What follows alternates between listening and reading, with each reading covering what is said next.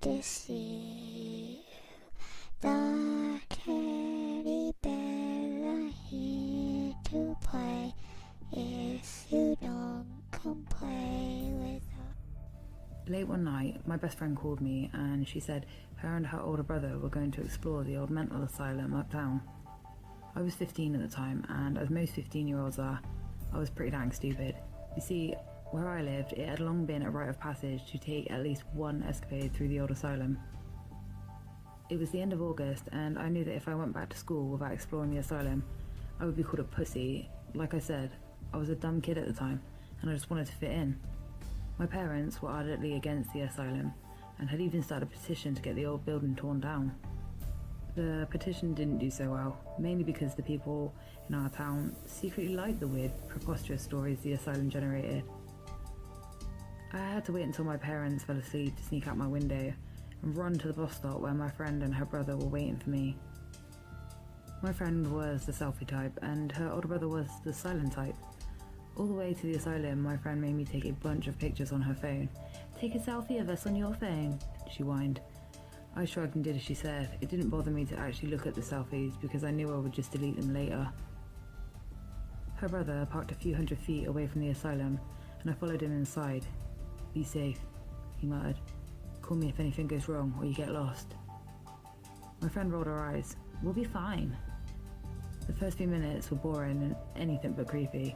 So many teenagers had vandalized the place that it just looked like a junkyard.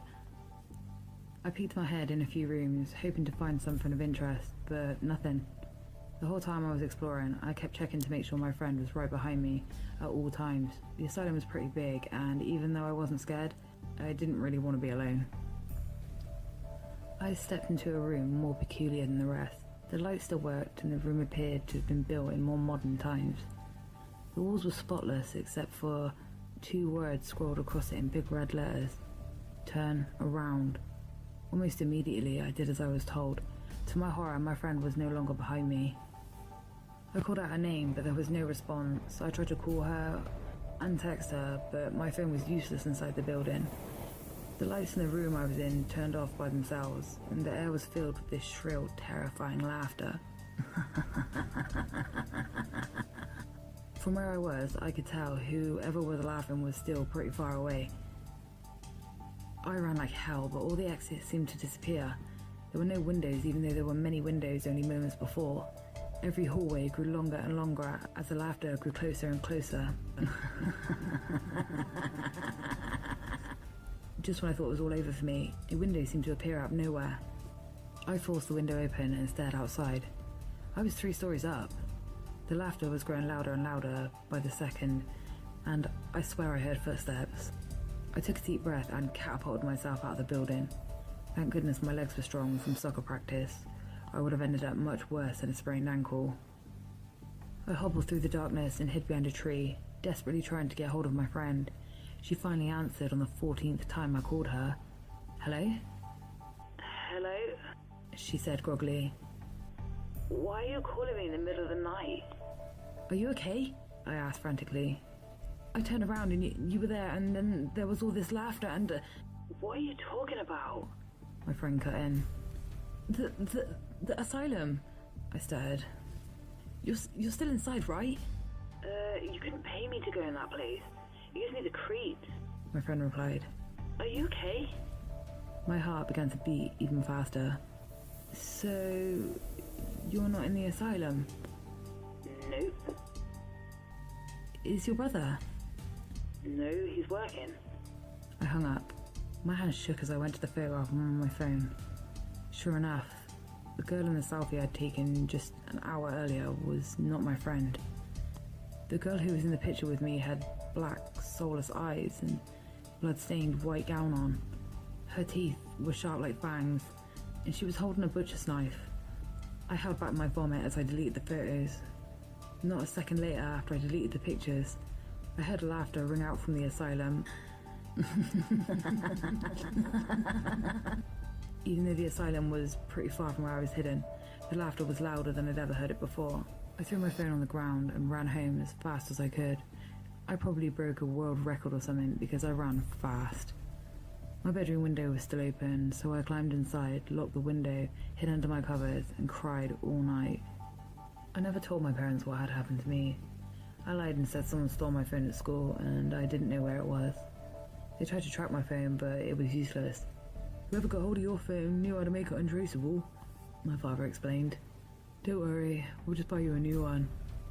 And my friend? I told her I had taken some drugs and I was probably loopy. I even pretended not to remember anything. She seemed to believe me and forgot about the incident. I never heard that laughter since that night, and at this point I doubt I ever will again. I just needed to tell my story and get it off my chest. Thank you for listening. When we come to see the teddy bear hid. I lived next to Old Man Werther's for the first 7 years of my life, but I only ever saw him twice. No one in the neighbourhood knew much about him or ever saw him leave the house, which stood dark and silent all year round, with dying flowers and brown scratchy shrubs growing out of control. But the grass and the bushes never became so badly overgrown that you knew it was entirely neglected. My dad used to joke that Mr. Werther's must have tended to his garden in the dead of night. My best friend N lived next door but one, with Old Man Werther's in between. N was mad about football, and all we ever seemed to do after school was boot the ball around one of our yards. And of course, every 5 minutes the ball would be over the fence and into our reclusive neighbour's property. We learnt that knocking on the door was no use, so whoever had kicked it had to clamber over the fence and retrieve it themselves. I dreaded going over and rooting through all the tall bushes for the ball. Sometimes I thought I saw the curtains twitch in the gloom. N wasn't a bad kid, he was just cocky and a piss-taker. When it was his turn to fetch the ball, he'd pee in a bush or stomp on as many decaying flowers as he could and creep right up to those black windows to peek inside. He'd tell me he saw the curtains snap shut, but I always thought he was just winding me up. A thin kitchen window always was open a crack, and he'd suggest we try to open it further and climb inside to see if the old man had secretly croaked it years ago, as was widely assumed. One afternoon, after school, I was aimlessly kicking the ball about, alone, as N hadn't called around even though he said he would. Inevitably, the ball soon went over. In horror, I watched it bounce against the knackered old oak tree and sail straight down to Old Man Werther's house, much closer than I'd ever been before. My heart still. It took an eternity to creep along through the yellow grass, before finally lifting the ball and feeling like Indiana Jones as he held aloft the little golden statue. Emboldened, I was compelled to have a quick look through the nearest window. Nothing, just a pure black hole, with tattered brown curtains on either side. I was about to turn and stride away when I saw movement. A face appeared. It was my friend, N. He was only there for a second. His face was bright red. He looked me in the eyes through the floods of tears. I could hear him through the dirty glass, but it looked like he was screaming his little lungs out. Then an arm, so thin and pale that it looked like bone, hooked him beneath his chin and he vanished and the curtains were thrust shut. 3 seconds later, I was hammering at my back door to be let in. My mum thought I was messing about at first. Then she suggested that I'd imagined things. She knew I was scared of our strange neighbour. But she soon began to take me seriously and phoned N's mother, who was awfully surprised as N hadn't returned home from school, so she'd assumed that he'd gone straight round to my house. The police were called, several officers visited Old Man Werther's while a nice young officer spoke to me for what seemed about 4 hours. But no trace of N was ever found, despite 2 further searches over the next few days. The same young officer returned a week later and told me that Mr. Werther's wasn't a suspect, and that maybe my mind had been playing tricks. She pointed out that Mr. Werther's was in his late 80s and had never been in any kind of trouble before, but she seemed troubled and unsure of her own words. Something came to light during the investigation that surprised the whole neighbourhood. Old Man Werther's had earned a living as a rather brilliant children's illustrator. Police had found literally thousands of small sketches all over his walls. He'd worked with the same prolific authors for years, churning out 4 or 5 children's novels a year. I wasn't a big reader, but I knew I'd spotted one of their books in our school library, so I didn't waste any time the next day. I couldn't wait to have a look. I soon wished I hadn't. It was a cheesy novel featuring a group of kids around my age who solved a burglary or something. There were 15 or 16 illustrations breaking up the text. One picture was of 3 boys playing football in a suburban backyard, and it didn't half resemble me and N and another lad we knew.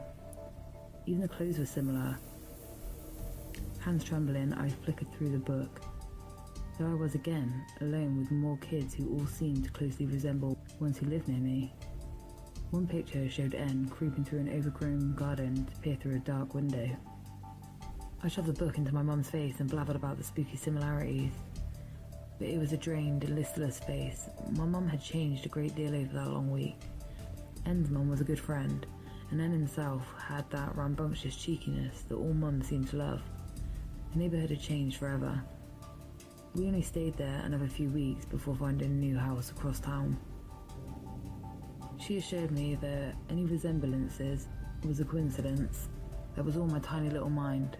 I spent those last weeks in that old house terrified by the thoughts of old man Werther's peering from his upstairs window, and where he had a clear view of 9 or 10 local backyards and maybe 20 local children. I didn't like to play football there anymore. I cycled back to the old street once or twice over the years, figuring that old man Werther's must have died by then. I think I was seeking confirmation of some sort, but each time I returned, that old house stood out in the otherwise bright and lively road, with its dead plants and dark windows. He'd be over 100 now, but perhaps he's still in there. I don't know. The last time I went back, I saw the young family who had moved into our old house. Their 5 kids, aged from about 3 to 10, were screaming with delight as they kicked the football around. The second time I saw Old Man Werther's was a few days before we moved away. I became a very troubled young man, and my fitful sleeps were filled with torment.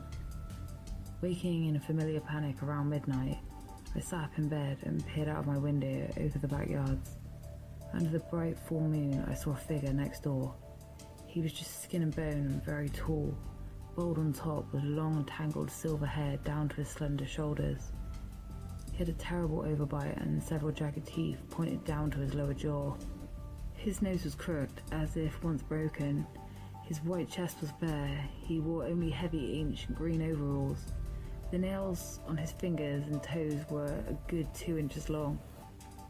I couldn't see his eyes behind his gigantic goggles like a World War II pilot might have worn, or a welder. Moonlight glinted in each lens as big as a beer mat. In his hands was a rusted watering can, but what sprinkled onto the plants didn't look like water. It was thick and black, and it looked more like blood.